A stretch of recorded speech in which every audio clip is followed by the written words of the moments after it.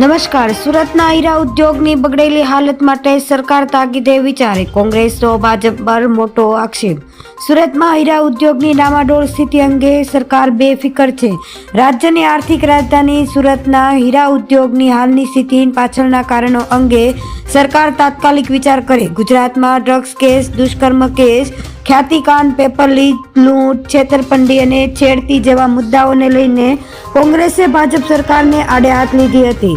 તેવા સમયે સુરતની સ્થિતિ અંગે શક્તિસિંહ ગોહિલે જણાવ્યું હતું કે સુરત રાજ્યની આર્થિક રાજધાની છે, પરંતુ સુરતના મુખ્ય ઉદ્યોગ હીરા બજારની હાલની સ્થિતિ ખરાબ કેમ થઈ તેનો વિચાર કરવાની જરૂર છે.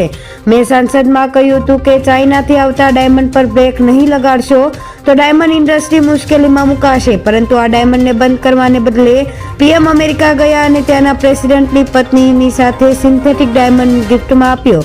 આ કારણે વિશ્વમાં એવો સંદેશો ગયો કે ભારતમાં ઓરિજિનલ હીરા બનતા નથી. ધન્યવાદ.